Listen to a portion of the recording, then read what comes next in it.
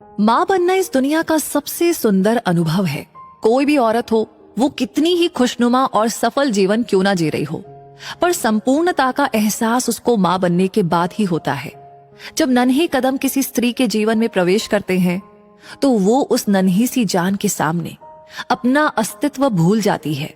ऐसा ही सुखद अनुभव रीना को भी हुआ जब वो शादी के 3 साल बाद एक प्यारे से बेटे की माँ बनी।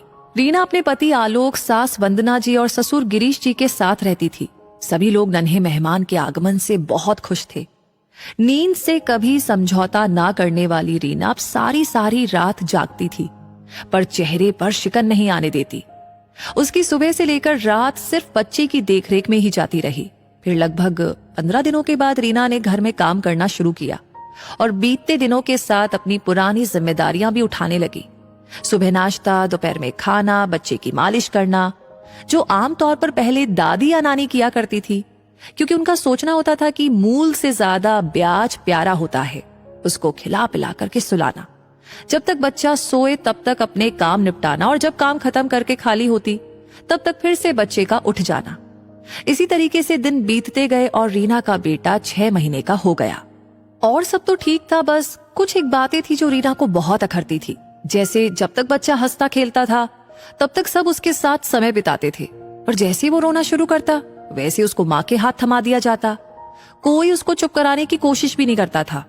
रीना चाहे कुछ भी कर रही हो, उसको सब काम छोड़कर बुला लिया जाता। रीना मन ही मन सोचती थी कि हंसता खेलता बच्चा सबका है, पर रोता हुआ बच्चा सिर्फ माँ का ही है। ऐसा क्यों? अरे दादी दादा भी तो बहला फुसला सकते हैं। पर बस मन में सोच करके ये रह जाती। रीना की आदत थी कि कभी थाली में से कोई भी खाने की चीज को वो छोड़ती नहीं थी। बचपन से उसने अपनी दादी और माँ से यही सीखा था, और अन्न और पानी अपना बदला लेता है, इनकी बर्बादी कभी नहीं करनी चाहिए, ये सब कुछ। और यही नियम उसने अपने बेटे के ऊपर भी लागू किए। और वो भी छोटा था। जब भी बोतल में दूध छोड़ता, रीना उसको अपनी चाय में डाल लेती। अगर सेरेलिक छोड़ता तो खुद खा लेती। जब भी खाना छोड़ता तो उस थाली में अपने लिए परोस लेती। और जब रीना उसको खिला पिलाकर तैयार कर देती तो वंदना जी उसको दुलारते हुए कहती, आजा मेरा जिगर का टुकड़ा। रीना मन में सोचती कि जब वो आपके जिगर का टुकड़ा ही है तो उसकी जूठन मेरे आगे क्यों बढ़ा देती है। अपने कलेजे के टुकड़े का बचा खुचा खाना कभी आप भी तो खा लिया करिए। एक दिन रीना के सिर में बहुत दर्द था, तो वंदना जी ने अपने पोते को खाना खिलाया, और उसने जो दाल चावल छोड़ा वो बिना ढके ही रसोई में रख दिया। जब काफी देर के बाद रीना को थोड़ा आराम मिला तो वो अपने लिए चाय बनाने के लिए आई, तो सासू माँ तपाक से बोली, रीना, तुम्हारे लाडले ने तुम्हारे लिए दाल चावल छोड़ा है, खा लेना। रीना को ये सोचकर थोड़ा गुस्सा आ गया कि अक्सर ही वो बच्चे की जूठन इसलिए खाती है कि अन्न की बर्बादी ना हो, पर ये उसका स्वतः किया हुआ निर्णय होता है। आज उसकी इस अच्छी आदत को उस पर थोपा जा रहा है, ये जानते हुए भी कि सुबह से उसकी तबीयत ठीक नहीं है और उस पर खाना ढका हुआ भी नहीं रखा गया था। रीना अपने को संतुलित करते हुए बोली, मैं नहीं खाऊंगी मम्मी जी, आपने अपने हाथ से उसको खिलाया था तो आप ही खा लेती। मेरा इंतजार क्यों कर रही थी? और फिर ये रसोई में खुला पड़ा हुआ था। इतना सुनते ही वंदना जी भड़क उठी, मैं क्यों खा लूं जूठन? मैंने तो अपने बच्चों का बचा खुचा नहीं खाया, मुझे घिन आती है। रीना बोली, आपको घिन आती है तो आपने इतनी देर पहले का खाना बिना ढके हुए मेरे लिए क्यों रख दिया? ये सही है कि मैं खा लेती हूँ, पर हमेशा मन से नहीं खाती। ये सोचकर खा लेती हूँ कि अन्न बर्बाद ना हो, फेंका ना जाए। जब आपने खिलाया तो मेरे लिए क्यों रख दिया? मैं तो आपके लिए जूठन सहेज के नहीं रखती। फिर रीना शांत हो गई, ये सोच करके कि ये बेसिर पैर की बहस का कोई फायदा नहीं है। उसने दाल चावल उठाया और कुत्ते के आगे डाल दिया और अपनी चाय बनाकर ले गई। ऐसा ही कुछ तब भी होता था जब बच्चा सुसु या पॉटी कर दे, फिर तो चाहे रीना कहीं भी हो उसको आना ही पड़ता था साफ करने के लिए। वैसे तो हर माँ अपनी जिम्मेदारी समझती है, पर वो भी तो एक इंसान ही है, और जब संयुक्त परिवार में रहकर वो और सब सदस्यों का काम बांट सकती थी तो फिर उसके हिस्से का काम कोई क्यों नहीं बांट सकता था।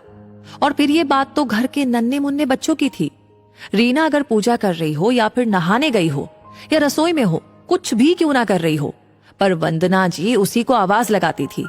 एक बार आलोक का अपने किसी दोस्त के घर पर खाना था, तो उसने फोन करके रीना को बोला कि मैं थोड़ी देर में घर पहुंच रहा हूं, तुम तैयार हो जाना, और बेटू को मम्मी पापा के पास छोड़ देंगे, मैं आकर उनसे बोल दूंगा। रीना ने बच्चे को दूध बनाकर दिया और तैयार होने चली गई। थोड़ी देर में आलोक आ गए और अपने मम्मी पापा से बोले कि बस हम लोग थोड़ी देर में लौट आएंगे, ज्यादा देर नहीं रुकेंगे। गिरीश जी खुशी खुशी बच्चे को बहलाने में मस्त हो गए। रीना तैयार होकर आई, वैसे ही बच्चे ने बेड पर पॉटी कर दी। रीना का मूड खराब हो गया। तभी गिरीश जी बोले, बेटा तुम लोग जाओ, मैं साफ कर दूंगा। तभी वंदना जी बड़े सख्त लहजे में बोली, तुम क्यों साफ कर लोगे? रीना पहले मेरी चादर साफ कर दो और इसकी पॉटी साफ कर दो, फिर जहां जाना हो वहां जाना। रीना साड़ी पहन चुकी थी, उसका जाने का मन खत्म हो चुका था। आलोक ने रीना की दुविधा को भांप लिया और वंदना जी से बोला, क्या मम्मी, आज आप ही साफ कर दो, मेरी दादी तो हमेशा मेरी पॉटी साफ करती थी। वंदना जी ने साफ इनकार कर दिया कि अपने बच्चों का ये काम खुद करो, मुझसे नहीं होगा। रीना ने कपड़े बदलकर बच्चे को साफ किया, चादर धोई, आलोक का मन रखने के लिए दोबारा साड़ी पहनी और इस बार उसने अपने बच्चे को भी तैयार किया और अपने साथ लेकर चल दी। रास्ते में रीना आलोक से दुखी मन से बोली, बताओ, परिवार का यही मतलब होता है क्या कि हमेशा बहू को ही समझौता करना पड़े? बहू की जिम्मेदारी सबके प्रति होती है, पर जो बच्चा आप ही के परिवार का है, आप लोगों का ही खून है, वो जब तक हंसता खेलता है तब तक वो सबका है, और जैसे ही वो रोने लग जाए और पॉटी सुसु कर ले तो वो सिर्फ माँ का है, तब कोई हाथ नहीं लगाएगा। अपनी थाली से थोड़ा थोड़ा उसको सब लोग खिलाते हैं, पर उसकी कटोरी में अगर खाना बच जाए तो उस जूठन पर केवल माँ का अधिकार है।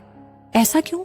हम लोग तो अपने बचपन में आधे से ज्यादा समय अपने दादा दादी के साथ ही बिताते थे, और आज टाइम वाकई बदल गया है। अगर नई पीढ़ी बदली है तो पुरानी पीढ़ी में भी वो स्नेह और ममता नहीं रह गई है। आलोक उसको बीच में रोकते हुए बोला, देखो रीना, ये हमारा बच्चा है और सबसे ज्यादा इसके प्रति हमारी जिम्मेदारियां हैं। मैं मानता हूँ कि मैं ज्यादा वक्त नहीं दे पाता, पर तुम परेशान ना हो, मैं तुम्हारी हर परेशानी का कोई ना कोई हल जरूर निकालूंगा। अभी तुम अपना मूड सही कर लो, देखते देखते हमारा बेटा बड़ा हो जाएगा और ये सब बातें तुम्हारे लिए कुछ खट्टी और कुछ मीठी यादें बनकर रह जाएंगी। इसलिए जिंदगी जैसी सामने आ रही है उसको हंस के स्वीकार करो। आखिर सब कुछ नहीं बदला जा सकता और ना ही छोड़ा जा सकता है।